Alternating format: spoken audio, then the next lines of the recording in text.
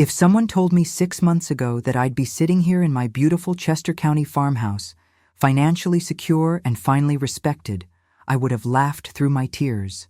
Because 6 months ago, I sat in a lawyer's office and heard words that cut deeper than any knife ever could. My name is Patricia Lynn Anderson, and I'm 64 years old. For 15 years, I'd been married to Robert Anderson, the love of my life and owner of one of Chester County's most beautiful horse farms. When Robert passed away last spring, I thought the worst pain was behind me. I was wrong. The Anderson Horse Farm sits on 185 pristine acres in Unionville, Pennsylvania, about 40 minutes from Philadelphia. Robert's family had owned this land since the 1800s, and every inch was worth a fortune. We're talking $10 to $15 million. The stone farmhouse dates back to 1847, and our show horses were known throughout the tri-state area. But that Tuesday morning in May, sitting in Jonathan Whitmore's law office in Kennett Square, I realized that all the years I'd spent trying to be accepted by Robert's children meant nothing.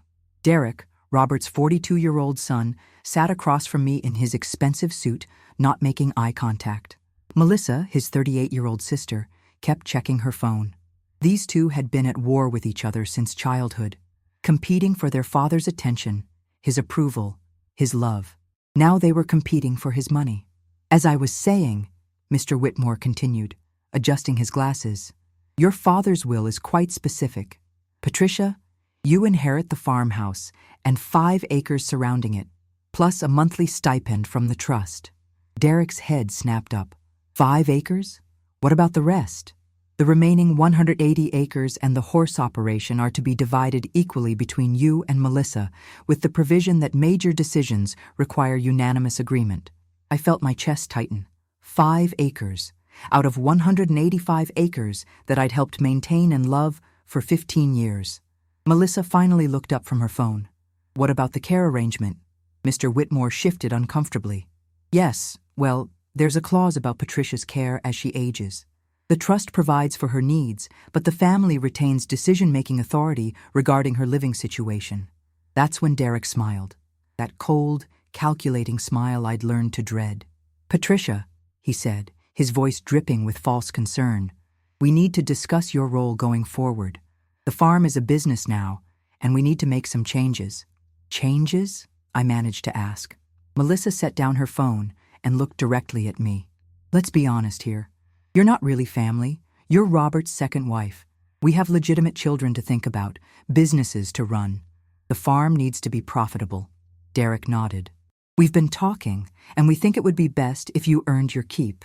The house is large, the property needs maintenance. You could handle the domestic duties. The words hit me like a physical blow. Domestic duties. After 15 years of marriage, they wanted me to be their housekeeper. You want me to work as the help? I whispered. Think of it as contributing to the family business, Melissa said with a shrug. You'd have free room and board, plus your stipend.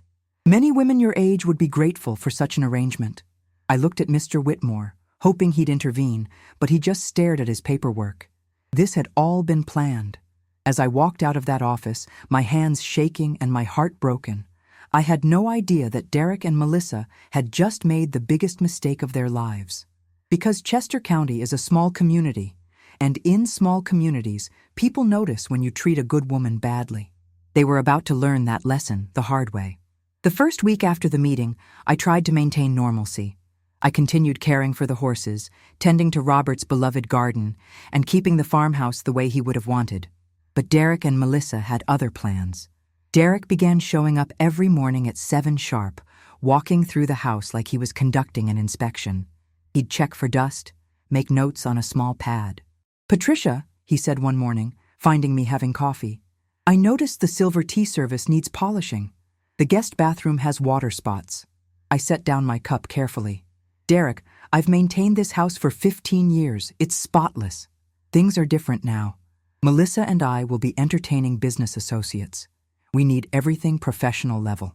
That afternoon, Melissa arrived with Sandra Williams, a sharp-faced woman carrying a clipboard. Patricia, Sandra's a professional house manager. She'll help you understand what's expected. Sandra walked through my home, where Robert and I had celebrated 15 Christmases, treating it like a hotel renovation project. Floors need daily mopping, windows cleaned weekly, all linens changed every 3 days, Sandra announced, making notes. She handed me a printed schedule. It was a maid's schedule. At the bottom, staff is expected to be invisible during business hours unless specifically needed. Staff? I asked. When we have clients here, it's better if you keep to the background. Nothing personal, just business, Derek explained. The breaking point came 3 days later. Derek was giving a tour to potential investors when one asked about the house's history. My father built this place up over 40 years. The woman in the kitchen there, that's Patricia. She helps us maintain the property. Helps them maintain. Not Robert's widow, just Patricia, the help. She's been with the family long? An investor asked. About 15 years. Very dedicated. Keeps everything running smoothly for us, Melissa added. They spoke about me like I wasn't there, like I was furniture. That night, I sat alone in the farmhouse and cried. But as I sat surrounded by memories of Robert, I felt something shift inside me. Robert had chosen me, loved me, written me into his will because I mattered. Derek and Melissa thought they were in control, but they'd forgotten something crucial about small towns. People talk, and people notice when you treat a good woman badly. It was time to remind them who they were dealing with. Sunday morning at St. Paul's Episcopal Church had been my sanctuary for 15 years. Robert and I had sat in the same pew every Sunday. Even after his funeral, I'd continued coming, finding comfort in the community that had embraced me. But this Sunday felt different. I arrived 15 minutes early and took my place in our pew, leaving space for Robert out of habit. That empty spot felt larger than ever. Before the service, Eleanor Whitman, the church organist for 30 years, approached my pew. "Patricia, dear," she said, concerned. "You look tired. Are you taking care of yourself?" I forced a smile. "I'm fine, Eleanor. Just adjusting." But Eleanor wasn't fooled. She'd raised 4 children and buried 1 husband. She knew exhaustion when she saw it. After the service, Margaret Chen, the church treasurer, slid into the pew beside me. "Patricia, honey, stay for coffee hour. I think you could use some friendly conversation." I wanted to decline. Derek had left chores to complete, silver to polish, guest rooms to prepare. But Margaret's kind eyes reminded me of something I'd forgotten. I belonged here. These people had been my friends for 15 years. In the fellowship hall, over coffee with Margaret, Eleanor, and Betty Morrison, the conversation turned to how I was managing. "The farm must be so much work alone," Betty said. "Derek and Melissa are very involved now," I replied carefully. "Involved how?" Eleanor asked. I hesitated. These women had seen me through Robert's illness, brought casseroles after his funeral, held my hands during grief. "They're helping me understand my new role," I said finally. Margaret set down her coffee cup sharply. "Role?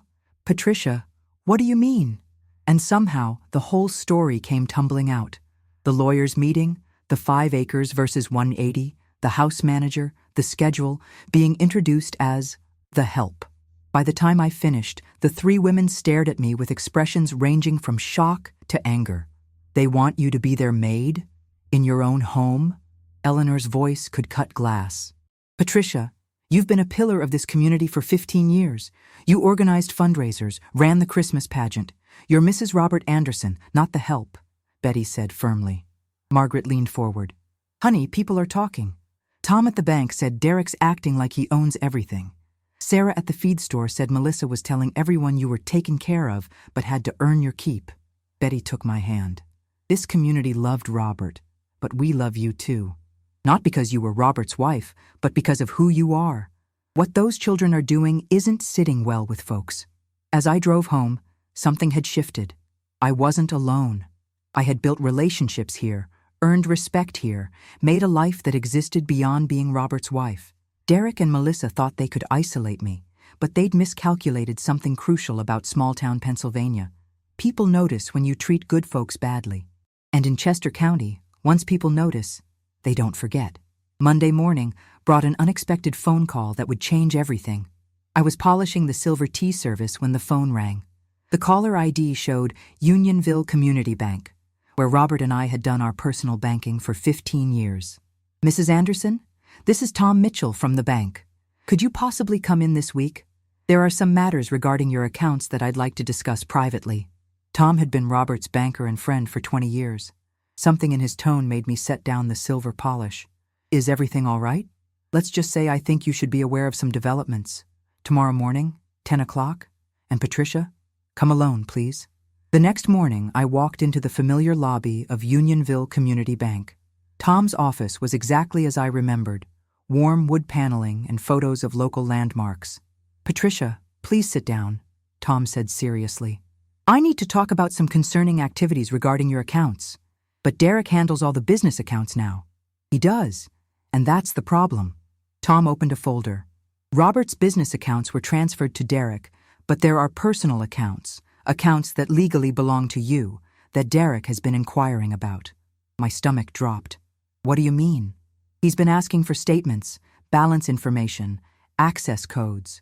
When I explained certain accounts were your personal property, he became quite insistent. Yesterday, he brought his lawyer. Tom spread documents across his desk. Patricia, Robert established several personal accounts in your name over the years. He pointed to the first document. Your personal savings account, $247,000. The certificate of deposit he bought for your 60th birthday, $89,000. And an investment account you may not know about. I stared at the numbers, heart pounding. I had no idea. Robert wanted to provide for you completely but also ensure your independence. Including your investment account, you have nearly $400,000 in personal assets. You're not dependent on anyone. $400,000. I wasn't the poor widow Derek and Melissa thought I was. Derek doesn't know about these accounts? They're not mentioned in the will because they were always yours.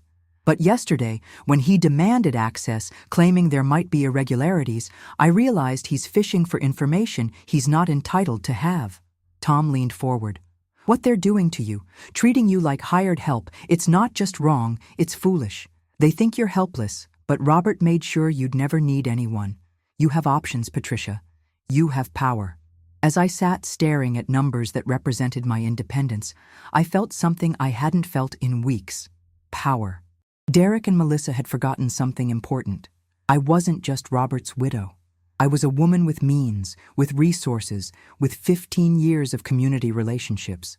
They were about to learn that this particular member of the staff had options they'd never imagined. By Wednesday afternoon, it seemed like half of Unionville knew about my situation, and people were not happy. It started at McKenna Feed and Supply when Sarah approached me with concern. Patricia, is it true that Derek and Melissa are making you work as their housekeeper? Because that's shameful. Before I could answer, other customers gathered around. Mary Patterson from the neighboring horse farm, Bill Hendricks, Robert's farrier for 20 years, Dr. Jennifer Walsh, our veterinarian. We've been talking about what those children are putting you through. This isn't right, Mary said firmly. Dr. Walsh nodded. Derek treated you like hired help in front of me last week. I've known you for over a decade. You're one of the most knowledgeable horse people in the county. Robert would be rolling in his grave, Bill added. That's when Sarah said something that changed everything. We want to help. However we can, Mary replied. Patricia, you've been part of this community for 15 years. You organized fundraisers, coordinated meal trains, ran the Christmas pageant. You've given constantly. Over the next hour, something remarkable happened. Word spread, and people kept joining our conversation. Margaret Chen arrived taking notes. Eleanor Whitman appeared. Even Tom Mitchell stopped by. It's time Derek and Melissa learned about community accountability, Margaret said. Tom nodded. When someone treats a longtime resident badly, the community notices. And when the community notices, business can be affected. Eleanor smiled sharply. Derek and Melissa need local businesses to run that farm. Feed store, veterinary services, farrier work, banking. And most of these services are provided by people who've known Patricia for years, Dr. Walsh added. Bill spoke up. I've shod horses for Derek since he was a teenager. But what he's doing to Patricia crosses every line. Tom was direct. Derek demanded access to accounts that aren't his, speaking about Patricia like an employee. That doesn't inspire confidence in business judgment. Margaret wrote furiously. Nothing illegal, nothing vindictive, just community standards. Simple, Eleanor explained. We do business with people we respect. We support people who share our values. Dr. Walsh was blunt.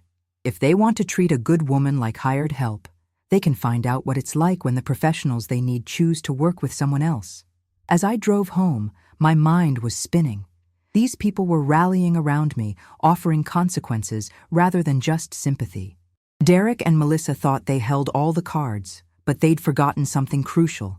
Success isn't just about money. It's about relationships, reputation, being part of a community that respects you. They were about to learn that real power comes from being someone people want to help instead of someone they want to avoid. Thursday morning brought an unexpected visit. Dr. Jennifer Walsh's veterinary van pulled up, but she came alone, without equipment. "Patricia, do you have a few minutes to talk?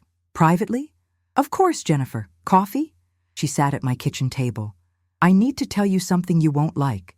Yesterday, Derek demanded 15 years of veterinary records for all the horses. That seems reasonable if he's managing now. Except, that's not why he wanted them." Jennifer's expression was grim. "He specifically asked for financial records, then asked if there had ever been irregularities in my billing. He implied Robert might have been careless about oversight." The coffee mug slipped in my hands. "He's accusing you of cheating, Robert?" That's what it sounded like. But that's not the worst part. Derek made me an offer. A flat monthly fee that would cut my income by 60%, with emergency care requiring his pre-approval. The implications hit me. He wants to control emergency decisions about horses? Exactly. When I said horses can't wait for approval when injured, he said, "This is a business now, not a hobby farm. We make decisions based on cost-benefit analysis." Cost-benefit analysis for horses Robert loved? That's when I realized Derek doesn't just want control over you. He wants to turn everything Robert built into a corporate operation where every decision is profit-driven. Jennifer stood, looking at the pasture. Those animals? Robert saw them as individuals, not assets. He'd never make life-saving decisions based on cost-effectiveness. "What did you tell Derek?" "I told him I'd consider it. But Patricia, I'm not accepting his terms. I won't compromise animal welfare for profit margins."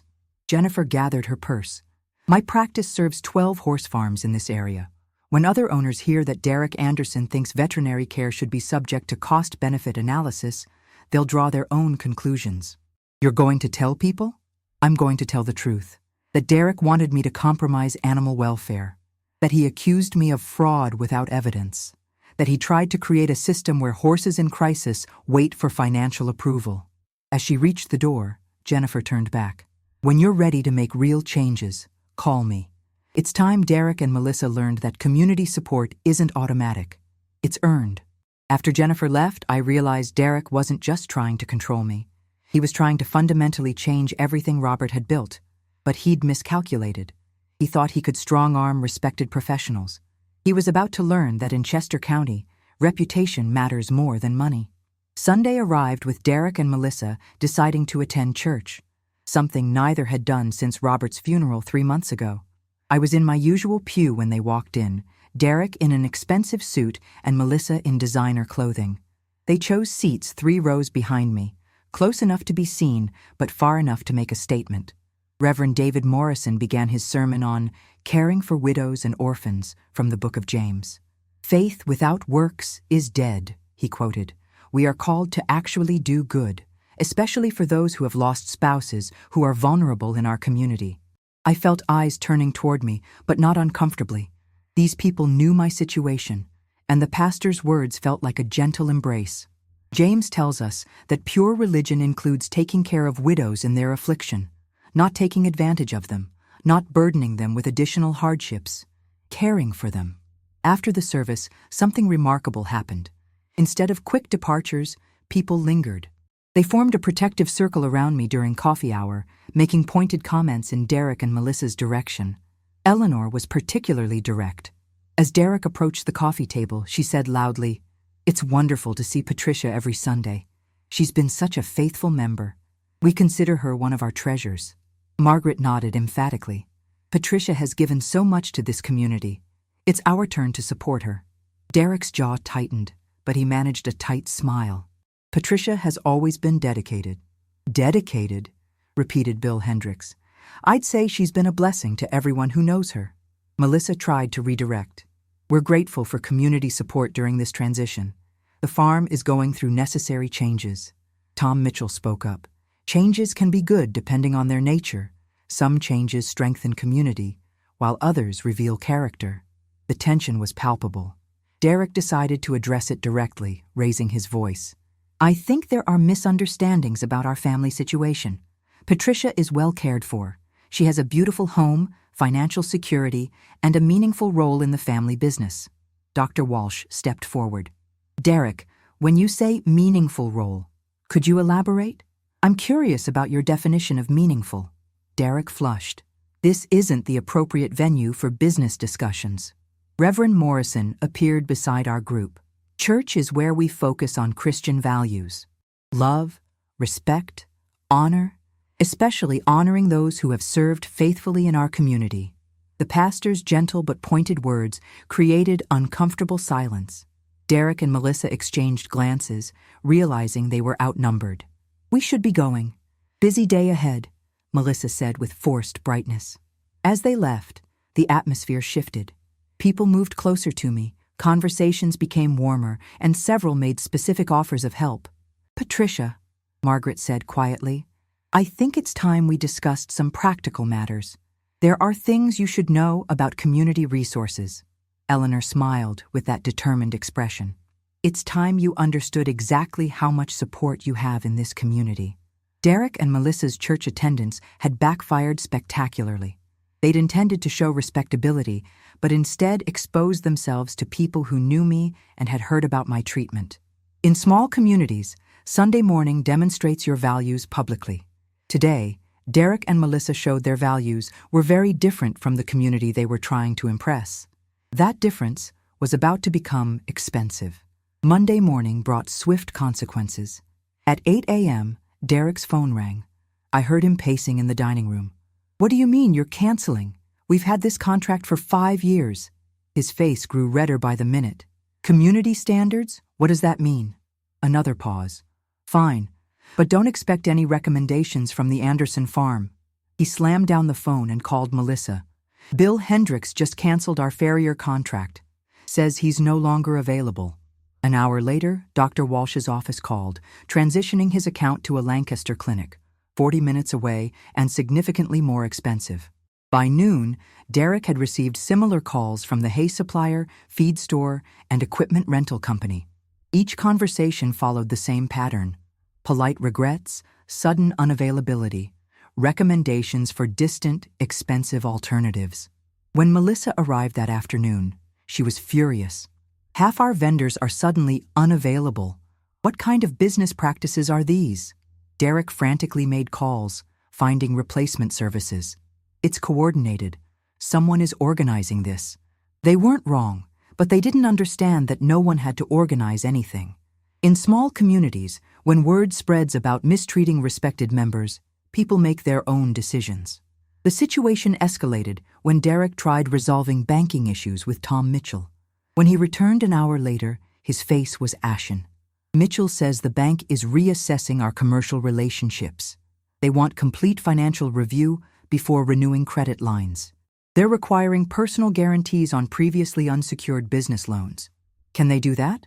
Apparently, Mitchell was very clear about concerns regarding our business practices and community standing. That evening, I listened to their increasingly frantic conversation about finding new vendors, banking relationships, professional services. Every call resulted in higher prices, less convenient terms, or unavailability. They're all talking to each other, Melissa complained. This is a small town. Everyone knows everyone, Derek snapped. So what do we do? Expand our network. Go to Lancaster, Philadelphia if necessary. Find providers who don't know the local gossip. That's going to cost us a fortune in travel time and higher fees. As I cleared their plates, I realized they still didn't understand. They thought this was about gossip, not recognizing they'd violated fundamental community values. In Chester County, reputation is your most valuable asset.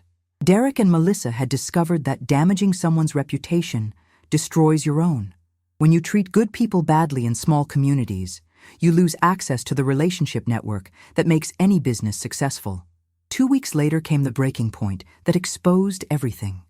I was gardening when I heard raised voices from the house.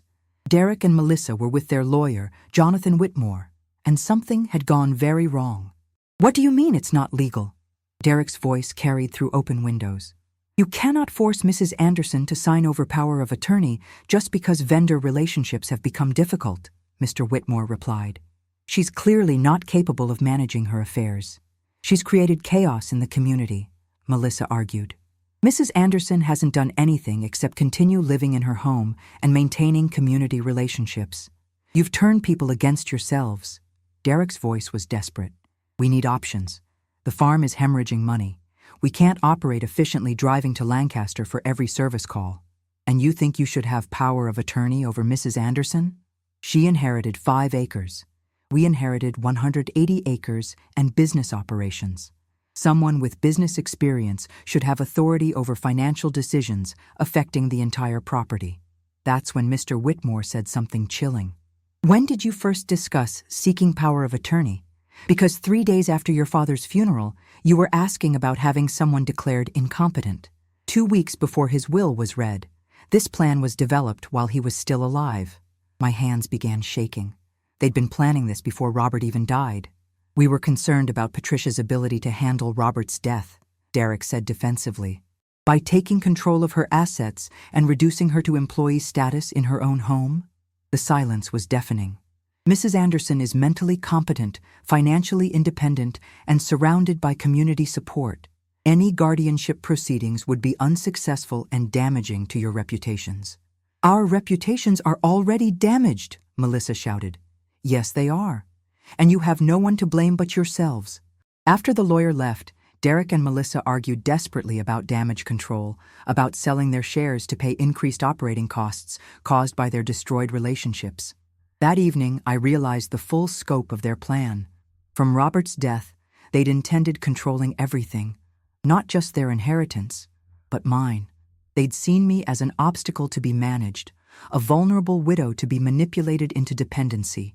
But they'd miscalculated everything.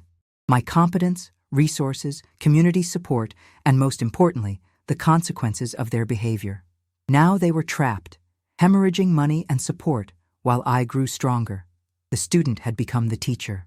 6 months later, I'm sitting on my farmhouse porch on a crisp October morning, watching horses graze peacefully. The leaves are golden, like every autumn with Robert. But now I see this place as my home, not just the home I shared with him. The transformation has been remarkable, both for me and for the farm. Derek and Melissa's war against the community lasted 6 weeks before they reached breaking point. The cost of distant vendors, combined with premium prices, was destroying profit margins. Their reputation had spread beyond Unionville. Neighboring communities weren't eager to do business with people known for treating family badly. The final straw came when they tried securing a farm improvement loan and discovered their personal guarantees weren't sufficient. The Lancaster Bank required character references from their local community, references they couldn't provide. That's when they came with a very different proposal. Patricia, Derek said, sitting where he'd once conducted meetings while treating me like help. We need to discuss a new arrangement. What kind of arrangement? I asked, serving coffee from the silver service I was no longer required to polish. Melissa, looking genuinely uncomfortable, spoke up. We've realized our management approach hasn't been working. You mean treating me like an employee in my own home? Derek looked ashamed. That was a mistake. We were grieving, dealing with new responsibilities, and handled things poorly. We'd like to propose a partnership, Melissa said. A real partnership where all 3 of us work together to manage the farm. I sipped my coffee, taking my time. What would that look like? Derek pulled out a folder. We've had lawyers draw up a new agreement. You'd retain ownership of your 5 acres and house, but become a full business partner in farm operations. Equal voice in decisions, equal share of profits above your inheritance. And in return, we need your community relationships, Melissa admitted. We've learned running a farm isn't just about managing assets. It's about being part of a community. We've damaged those relationships beyond our ability to repair. I leaned back in Robert's favorite chair, where I now sat as owner, not caretaker. So you want me to help rebuild the bridges you burned? We want to rebuild them together, Derek said, as a family. Over following weeks, we negotiated a new arrangement. I became an equal partner in Anderson Horse Farm, with full decision-making authority over animal care, vendor relationships, and community engagement. Derek managed finances, Melissa handled marketing, but more importantly, they learned to treat me with respect. The community response was swift and positive. When word spread that Derek and Melissa had apologized and offered partnership, vendors returned. Dr. Walsh resumed horse care. Bill Hendricks came back. Tom Mitchell approved business loans within a week. People make mistakes, Eleanor told me after church. What matters is whether they learn. Derek and Melissa did learn. They learned respect isn't automatic, that family isn't just about blood, and that reputation is earned through actions, not inheritance. More surprisingly, they learned to value my contributions. My community relationships weren't just useful, they were essential. My horse knowledge proved invaluable for breeding decisions. My understanding of local customs helped navigate business relationships. We're not perfect. There are still moments of tension, flashes of old entitlement, but they've seen consequences of treating people badly and benefits of treating people well. Last month, Derek's daughter asked to spend summer vacation here, learning about horses. Watching her brush our mares, I realized something profound. My scars, the humiliation, grief, months of being treated as less than family, had healed into something stronger. They'd become wisdom. Wisdom about my worth, about community power, about the difference between being loved and being needed. I learned that being a widow doesn't mean being helpless, that being a stepmother doesn't mean being secondary, that being 64 doesn't mean being put out to pasture. Most importantly, I learned that some family bonds are chosen, not inherited. The community that rallied around me showed more loyalty than Robert's children initially did. But when those children learned to choose love over entitlement, respect over control, partnership over dominance, they became family in the truest sense. As I sit watching sunrise over 185 acres of beautiful Chester County farmland, I understand something Robert tried telling me for 15 years. This isn't just his legacy or his children's inheritance, it's our home. And I'm not just the second wife or stepmother or widow. I'm Patricia Lynn Anderson. I'm 64 years old. I'm a partner, community member, horse farm owner, and a woman who learned that scars could become her greatest source of strength. And that wisdom is worth more than any inheritance ever could be.